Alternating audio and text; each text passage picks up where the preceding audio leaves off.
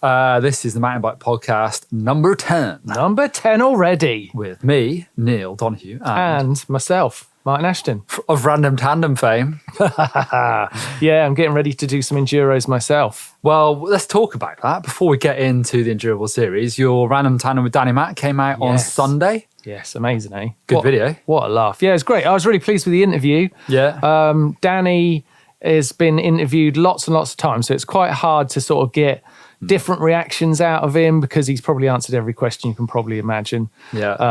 And yeah, it was really great. I thought I was really concentrating on getting a good interview with him, and it did that. That's one of the things a Random Tandem can do. Yep. Is mean you get to have a good chat with people, spend a good day with them. And the riding was great, of course. It's Danny McCaskill. Why wouldn't it be? Well, you get to genuinely scare people as well, putting them on the back. Yeah, not my intention, but Wow. I get the feeling. I can't go on the back, obviously, but I get the feeling, and you could say better than anyone, it is quite scary on the back with no brakes. Oh, yeah. It's terrible. Yeah, terrifying and terrible. But that drop into the quarry is much steeper than it looks on video. Yeah. Steep enough. I did it on a normal bike and it's pretty sketchy, but on the back of that it must have been terrifying. So Yeah, fair play to Danny for taking that on. Actually, I did line up with Blake on that drop, and Blake wouldn't do it. I wouldn't fancy it. Because that's something, actually. Blake was like, no, I don't think I can't want to do that. Let's leave it. Yeah. Yeah, no, it's interesting. Yeah. So anyway, so I am planning to hopefully doing the Ardrock Enduro on the tandem later this year if my foot's better in time. I broke me blooming foot. Bust your foot. Yeah. So getting us back onto Enduro. Sorry, I went off on a tangent there right away. No, it's all right. It's good to talk about what's been happening this week. But it has been round 4 of the Enduro World Series over in Val Di Fassa, Canazai. Did you see the videos from the Enduro World Series of the trails? I did. The views. Wicked videos, actually. Really, really great. And just that place just looks unbelievable. Yeah, I've not been to that part. Mountainous is an understatement. It's the Italian Dolomites. I raced over that way in 2000, I think. Cortina d'Ampezzo. Right, yeah. Amazing part of the world. It's where they filmed a lot of Cliffhanger, did you know? In the Dolomites. That's what it looks like, though, isn't it? It just looks like precipitous. It's just so crazy looking. An amazing place. And I mean, the rounds for EWS I think, have been the real star of this year's series. Every single one has just been like, well, I want to swear. I'm not going to swear, but they deserve swear words. They're so good. Yeah. Really, really fantastic. Rotor are obviously just classic looking. Then you've got Tasmania that's just sort of out of this world almost. And they've sort of made a whole industry there in that town, Derby. It's just a whole mountain bike resort now that's come from the Enduro World Series. And I tell you what, I fancy going there. It looks great. And I now fancy going to Val Di Fassa. Yes. I mean, it's worked with me from Madeira. That's one of the main reasons I went there on a riding holiday, seeing obviously the races over the years and the videos that have come out of Madeira. Yeah. So it definitely works for getting people into these places to go and ride their bikes. Yeah, it's good to see that the actual pro racing can have that kind of effect and shows how important it is to all of these resorts. I mean, look at Whistler. That's built on a history of just huge events. And I've not heard of this place before, to be fair, and it looks like the trails there are amazing. This time it was just 1 day of racing, which is not unusual for the EWS. They do it quite a lot. But what's your thoughts on that? The 1 day versus 2 day? If I was racing it, I would like it. It just seems easier. It's red hot. Crazy. I don't know. Some of those 2 day races, like Finale, it's just hard. 2 really hard days. Really early morning starts as well. So as a format, I've got to say I prefer the 2 day event. I think that sings the word enduro more to me, and I do like the idea of the racers going to bed, the leaders having to deal with that pressure. True. I think pro racing pressure is everything. And I love the idea of them going to bed thinking, I've just got to hold on now, and that can play havoc with your mind. And it also gives other riders who are on the chase, just trying to build that next day. And I do prefer the 2 days. Yeah. But it worked out as a great. So should we set up the position before this round? Obviously, Martin Maes was absolutely smashing this series in the men's, but big change. I feel like there's been a dark time at the Enduro World Series with I mean, obviously I'm coming from downhill and enduro, and I can't think of any sort of doping, scandals in downhill really. And enduro has been really suffering this last year from... It begins with Richie Rude and Jared Graves. Yes. We've seen the return of Richie Rude this weekend. But 8 months off. Yeah, we'll get to that. Let's stay on the drugs for a minute. And Martin Maes, has lost Rotorua and Tasmania. His results have been taken away from him because of this doping offence. Yeah, it's such a shame. So he's been caught for using a masking agent. He's got a 90-day ban. The masking agent's name is probenecid. Yeah. So he's been banned for using probenecid. Now, the reason he says he uses this is because it was an isolated case. It was in a New Zealand enduro round before Rotorua. He had a nasty cut on his shin, which got infected really badly. It was a really muddy race. Yeah, and it was not a nice infection. It was kind of like, maybe have to cut your leg off if we don't sort this out type infection. It was serious. So he did what he could. He tried to look at whether this was a substance he could use or not. Unfortunately for where they were, he couldn't get service. So he's got this very plausible story. I think for the way he's handled it, he came to this race at Val Di Fassa, spoke to the press. I think it's a ridiculous, stupid mistake. But maybe a situation there's not really much else he could have done. I mean, I'm a massive Martin Maes fan. Yeah. Great rider, great bloke, filmed with him a few times, lovely bloke. Yeah. Big fan of his. And I totally agree with what you said. Yeah. I think he's got a really plausible, I don't want to say excuse, but reason for using that because it was a serious injury.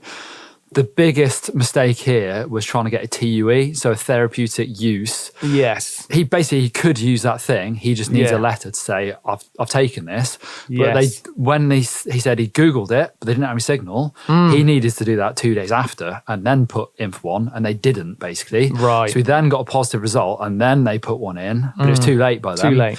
So they sort of dropped the ball a bit, where they in the first instance tried to work out whether he could take it or not, and they didn't, and then they sort of forgot about it until it was too late. So he could have got away with it.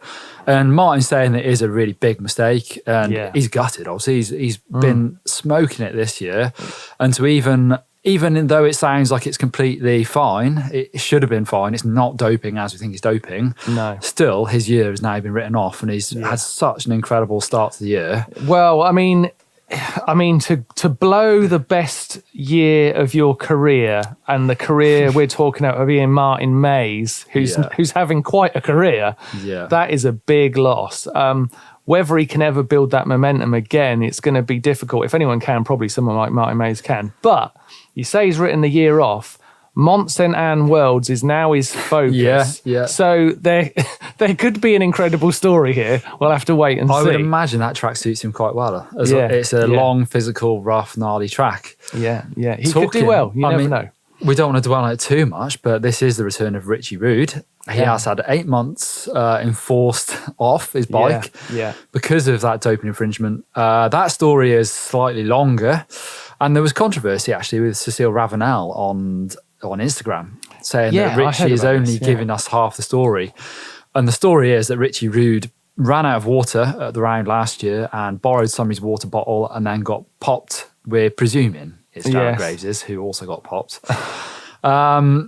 But they were pretty lenient with Rude, to be fair, but they're saying it was just trace of whatever it was. Saying it's over-the-counter supplements, but still not good enough. 8 months off. Do you think with these, like you said, it's a little bit of a dark time with regards to drug offences in EWS, but it's strange that it coincides with the introduction to drug testing in EWS. So is it a huge case of just naivety on the part of the racers, that they just weren't up to speed like downhillers and cross-country riders have been, because that has been drummed into them over decades of racing, whereas EWS races have basically come into a sport that's had a much more relaxed vibe to it. I don't know. That's not saying that they're sat there smoking marijuana joints just before they drop in. I think your average downhiller hasn't got a clue about the thing that Martin Maes got caught for. I think downhillers, I don't think there's a case of, all downhillers know what they can and can't take. That's probably not the case. Some of them maybe, but not all of them. Right. I think it's a real shame that this is the first year they got tested and now we're having lots of problems. I think it's slightly circumstantial, like Martin Maes' case. It's just unfortunate. Yeah. I don't know. Let's see how things progress, but let's hope that's the end of it. Oh, it's such a shame for Martin Maes. But like you say, let's focus on Richie Rude's return, and what a return it was. Well, talking about confidence, you think that the head pressure. games will come into it. It doesn't seem to with Richie Rude. He's come out swinging. Yeah. I sort of think this of Martin Maes, actually. I think he's enforced time away from the race. He's going to train like mad, come back swinging, as Richie Rude has just done. Yeah. Which we'll get into the race. But Richie Rude's definitely come back and not seemed to have missed a beat. It was pretty challenging. It was only one day, like we said, 5 stages, finishing off with Queen stage, which was the biggest drop, 1,000 metres, which I've done things that long, 6 kilometres, 1,000 metres. They are really, really hard. I've raced a stage like that, or more than a stage, at the Trans-Savoie, and that's such a tough thing to do. You wouldn't, until you ride 1,000 metres in one go as fast as you can, you don't realise how big it is. So that was the final stage of the day as well. So going to be a lot of tired bodies when it comes to that. Super hot. It's about 35 degrees over in the Dolomites, and there was 3,500 metres total, mostly lift assisted. So there's only one climb they had to actually ride up. The rest of it was lift assisted. It was over 2,000 metre altitude as well. So that is definitely high enough to feel it in the legs and lungs. Yeah, and they definitely seem to be struggling with the heat. The heat seemed to be the big problem for a lot of the riders. That is, very high temperatures, and if you're also dealing with like that altitude, it is going to make a huge difference. Yeah. The sun beating down you. Steep and loose trails actually look really good fun from the videos. One of those places you think, I'd love to go and ride there. Racing's slightly different, but the tracks look brilliant to ride. Italy, famous for racing enduro. The Italians and the French really started off this sport, and we saw that. There was a guy called Marcello Pezzenti, Italian racer, had a really good weekend, except for the final stage, but he was right up there. So it's good to see these. And he was, until that final stage, he was winning the amateur. Yeah. Amateur, the privateer. Privateer fund. Which was a real shame. So he nearly got that. It was a bit of a shame he missed out, like you say, on that final stage, where the pressure was boiling, because that was a big stage and basically so long that no one was safe. Absolutely. We saw some injuries. We saw some crashes. Well, one big one from Jesse Melamed on stage 1. He's had a bad few years, really, Jesse. This crash, he broke his tib and fib, so fracture. So it's just in a cast. It's nothing needs going on there, but his finger is broken and dislocated. So it sounds like that could need surgery. So another pretty serious injury for Jesse Melamed. Hoping to be back for Whistler, which is in 6 weeks' time, but that is going to be close. That's going to be tight. That's going to be hard for him. I can imagine he'll probably do it, but find it very difficult to do it. Yeah. Johan Borelli wasn't racing. He's tore his ACL. Cecile Ravenel was back on a bike, but just sort of cruising around. Great to see. I mean, I actually chatted to her a little bit at Fort William because she was hanging out there at the World Cup race, and I was asking her how she was feeling, and she said she's definitely going all in the right direction, but it's definitely taken her an awful long time to get back from this nasty injury, and to see her back at the event is definitely a big step forward.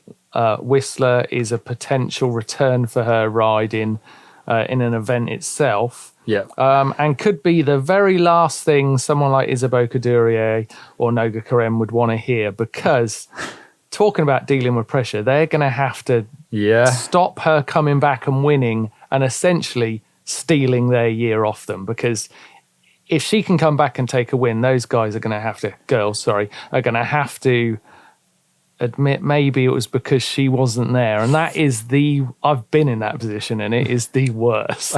You're basically robbed of what happened all that went before is gone. In the short term, yeah, it's difficult. In the long term, you still have those results against your name. Yes, yeah, absolutely. Yeah, long term, definitely. It's the people who got the titles is what you remember, for sure.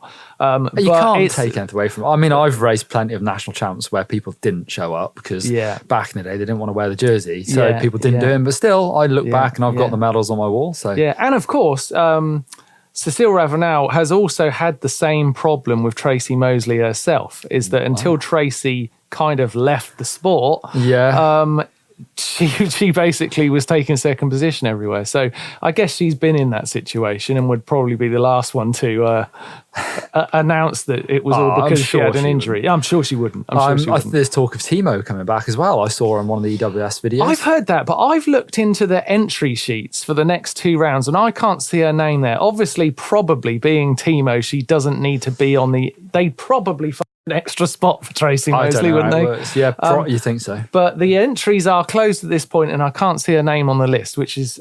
I hope she is going to race. I heard she was going to be potentially racing in Les Azores next week. Right, okay. That's what I heard.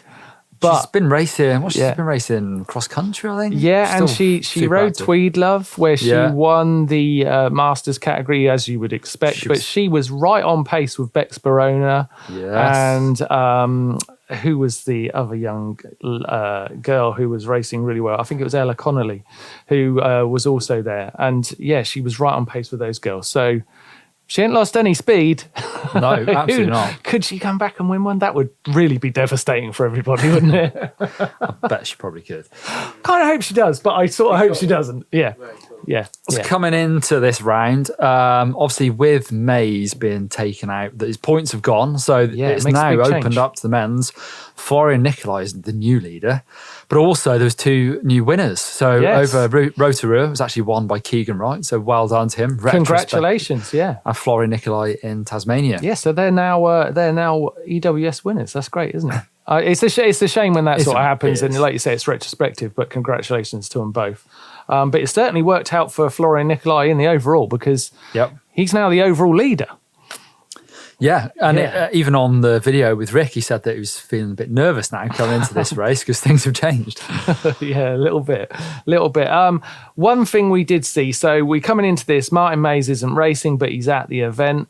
His points are gone, like you said, but he has held on to his points from Madeira. Yeah, because he was tested at Madeira and he was as per normal for all of his testing. So it's only those 2 rounds of Rotorua and Tasmania he's lost. Only those 2 wins and 2 Queen stages. That's all. They're gone, but it does leave an incredibly interesting elite men's field now. So we've got Florian Nicolai leading.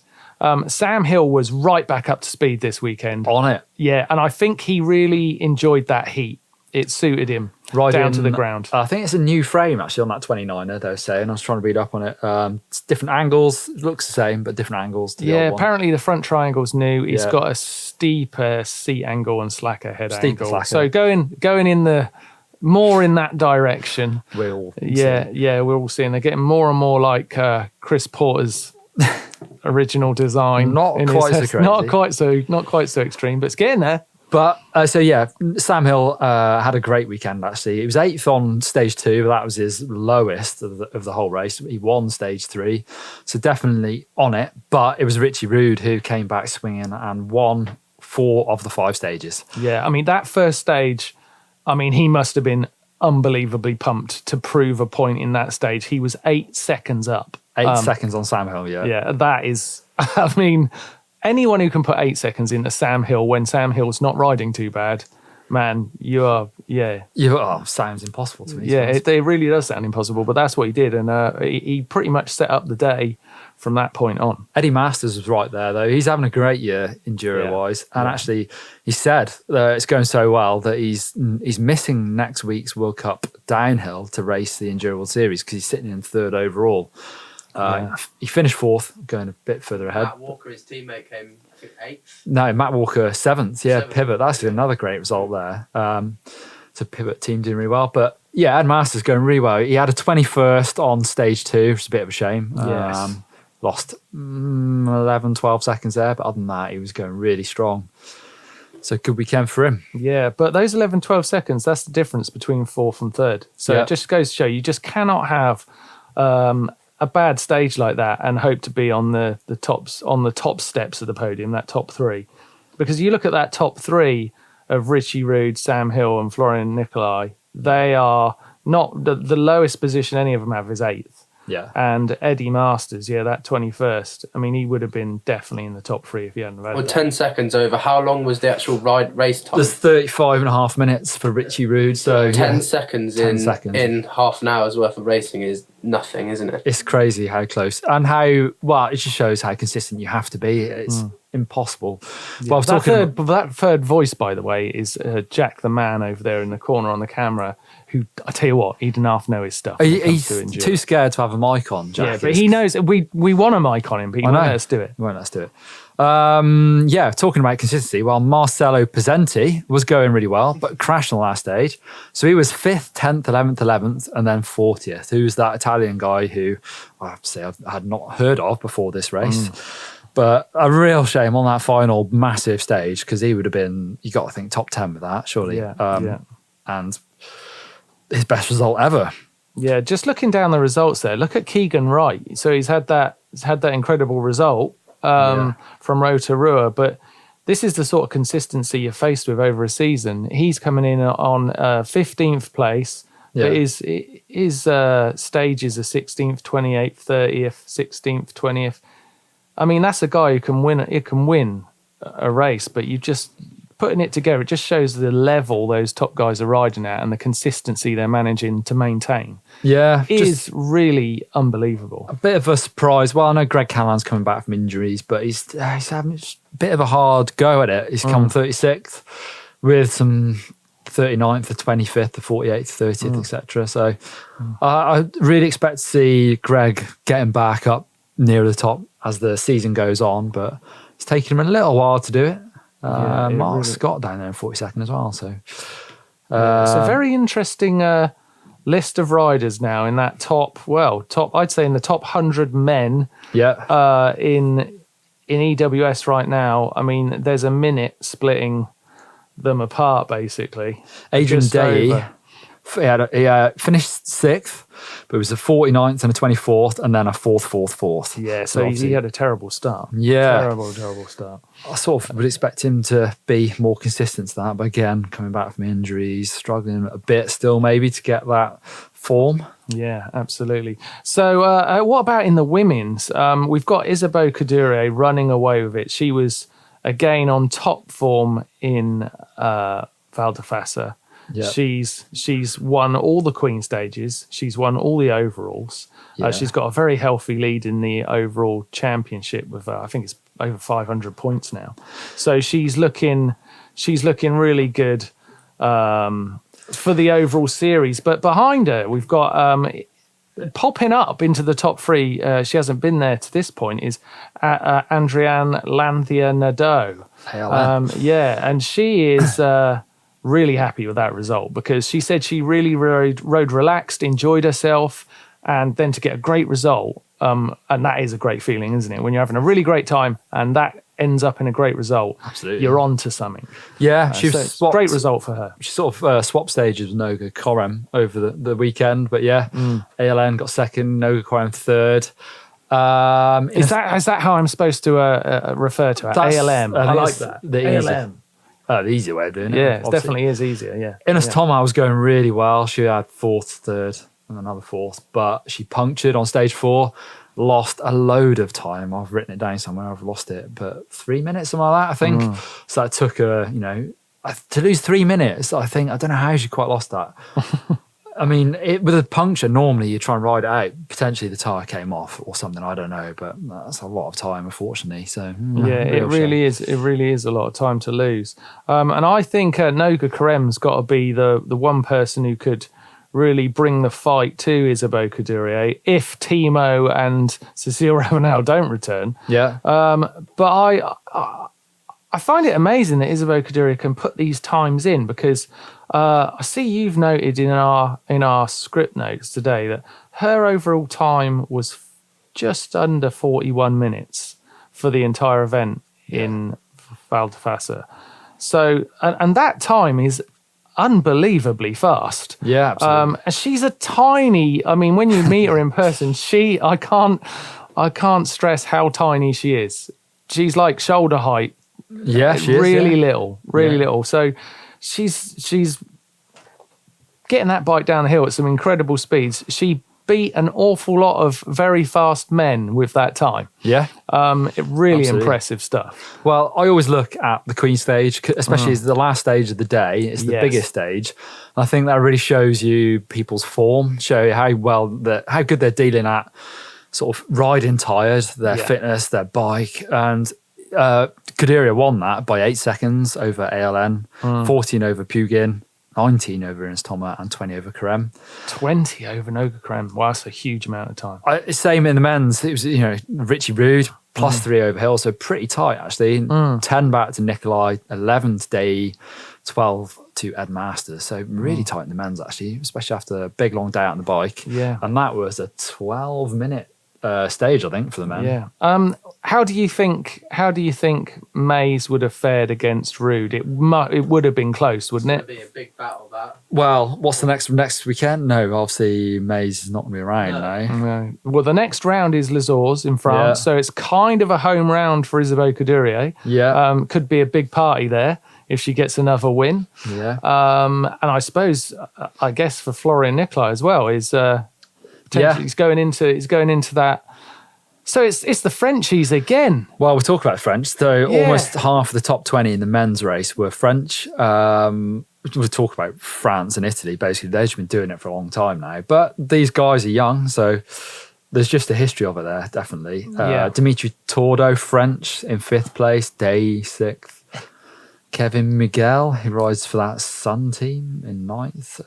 Louis Jondal came 13th. So that's the guy. Jack, were you saying he won the French Enduro at Les Ors, which is No, not Les Ors. not Les Ors, somewhere else. Alos. I think it is. Yeah, Val d'Alos, is it?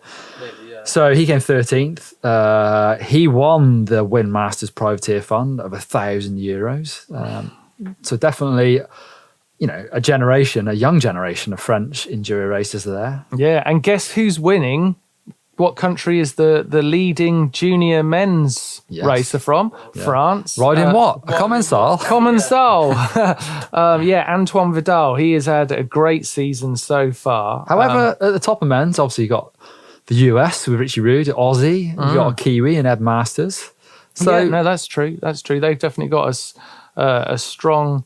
Just back to Antoine though, he's got a first in everything, bar the race in Rotorua, where overall he finished 2nd. Yeah. But other than that, he's got first place in all of the Queen stages and all of the overalls. Wow. So that's quite a talent coming forward. He's a great talent, and more French dominance on the way by the looks of things. We've got Lee Johnson, a young British rider who, when I raced Endurance going back 3 years now, he was putting in serious times in the junior, and he's been steadily rising up. And 11th place is pretty serious. He's got a 7th on one of the stages and a 38th on the last one, so dropped low time there. He was actually out at the Andes Pacifico with me and Blake. Super fast rider, rides that pole. Definitely a different bike to most of the people out there. It's huge, long, low and slack. That's the bike that puts it to the extremes. Definitely keep an eye on him in the future. Yeah, absolutely. What about some predictions for what's going to happen in this next week with Les Ors coming up? Yep. I think it would be fair to say we can probably predict Isabeau's going to be strong. Yep. In the men's, what's your experience telling you? Well, it looks like Richie Rude is just doing it now. Well, it's only one round back. I know, and but it's the round he's been aiming at. He's now got to keep that. He's got to keep that intensity up. He won 4 or 5 stages. Got to feel pretty good. He dominated finale at the end of last year. Finale in last year, yeah. Sam Hill's is... I think Sam Hill's on the move. That's his best result of the year. So, yeah, I think... A good battle between those three. I think Sam Hill enjoys pressure in a way that it must be very hard to handle. He's got an air about him when everything's going right of... Why are you even getting on your bikes to race me? I kind of feel like attitude. That's faded a little bit. just because people can come out like Martin Maes and Richie Rude and beat him now. Yeah. But who knows? He's still there, definitely. He's in the video with Rick. He said that he's really still looking for the overall, like he has been all year. So he doesn't necessarily need to go out and win races like we saw at finale last year. Yeah, he wasn't going there to try and win it. He's just trying to wrap up the overall, which means the most to him. And there's people like Richie Rude just aren't going to be able to do that. No, because actually, if you look at the overalls now, down in 37th is Richie Rude. In 38th is Martin Maes. But what if Richie wins every single race? I still don't think he can he? It's quite a climb. Well, he could. Mathematically, he could do it. Right. But it's got to be unlikely with the people, experienced contenders like Sam Hill in the equation. He's not going to let an overall slip away for the sake of trying to win a stage or trying to win an overall event. He, like you say, it's the championships that mean something to that guy, and obviously he's going to love winning races, but not at the expense of winning the overall. Do you think he's changed his mindset now from when he was a downer racer? So say maybe he used to go balls to the wall on a downer run. Do you think now I don't think he has changed. I don't think so, because it was rare to see Sam Hill. He did go balls to the wall, but it's very rare to see him crash. Right. And it's still the same now. Yeah. I don't think people really change the way they ride. I think it's always similar. You might change your fitness and things like that, but I think people ride how they ride. And Sam Hill will ride more conservatively when it comes to overalls, but when it comes to the middle of the season when he's trying to win races, I actually don't think he changes the way he rides. Yeah. It's pretty tight in the points, really. Florian Nicolai's got 1,740. Sam Hill's 200 back or 220 back. Then Ed Masters, he's doing really well. Only 60 points back from Sam Hill. So, like I said, he is now going to concentrate on the Enduro World Series. But actually, after the race, Wynne, his brother, interviewed him and he hadn't decided then. He just announced it on Instagram afterwards. So things change quickly in the world of downhill enduro racing. They really do. And Wynne was always going to the EWS, actually. So I wonder if maybe there was a little bit of like a chat after that, brotherly chat, saying, "Look, dude, you're in third place in a World Series here. What are you thinking?" Yeah, I think you better change your plans. Yeah, you never know. You never know. In the women's, we've got Isabel, like I said, is leading. You've got Noga Karem in second place with she is quite a gap back. It is 500 points back. But only 200 points between her and Morgan Shah, who didn't have a great run in Val Di Fassa, to be fair. ALN, I catch on quickly, is in fourth place. She's a further 150 back. And then Bex Barona down in fifth place, but obviously injured. She didn't have a good race. She looks like she crashed on stage one, I think. Sounds like she's broken a couple of ribs. So that, you'd imagine, is going to put her out for next week as well. Yeah. Ella Connolly down in sixth place. I remember she was a sort of bit of a dark horse, young racer, but she had a great result in, was it Madeira, where she really popped up into the top three and had a great result. So she could make a move. Someone I'm looking forward to seeing back, and I'm hoping it's going to happen probably in Whistler rather than Les Hors, is Jill Kintner. Yeah. Remember, she took second place in Tasmania. And it's amazing that someone's got that much talent, that much speed, and she's not in the series. It would be really great to see her back. So hopefully in Whistler, where I'm hoping we're going to be, to witness it live. Yeah. Oh my God, I can't wait to go and watch EWS live this year. It'll be absolutely nuts. It'd be great on the outside of the tape. Thank God I'm not on the inside tape. Well, we might be able to talk you into going on the inside of the tape for some of it. Busy, too busy, are you? I might actually race the Garbanzo downhill, which is as good as an enduro series. Now you told me that race, the Garbanzo in Whistler, is an absolute mess. I've raced it once, and that was a long time ago, before I'd ever raced enduro, and it was like racing enduro on a downhill bike. Lower back pain, it was horrendous, and I got beat by Sam Hill by about a minute, I think. So behind the scenes here at GMBN, we're planning maybe going to Whistler this year, and we're looking at things we can do. I asked Neil, could I race the Garbanzo on either my electric sender, or could I race it on my tandem? He just laughed and shrugged and said, "No, Martin, no, it's not for you." I don't think so. So I'm looking at other events at this point. Yeah, as far as I remember, there's some steep, horrible rocky chutes. It doesn't sound great. I Obviously, you've raced the air DH, but it's a much more, it's a much friendlier course. You can go a lot slower. It's a lot more safety. And to be fair, I'm hardly hitting the lines fast. I'm more of a slow-mo edit. Wow. I asked the guys, actually, the edit guys, what we used to do when I was making a road bike party film, sometimes because I'm a trials rider and I hop around on the spot a lot, we used to add 10% in the edit to speed through the hops. It's cheating. It's not cheating. The speed it's the same police. as slow-mo. I don't care about the speed police. I'm not a downhill racer. I don't care. And I said to him, hey, look, Danny Mac looks scared on the back of that bike. In the next clip, why didn't you add 10%? Because it will look more like how scared Danny is. They wouldn't do it. They would not do it. No. Jack looked at me in disgust. Give me that look, Jack.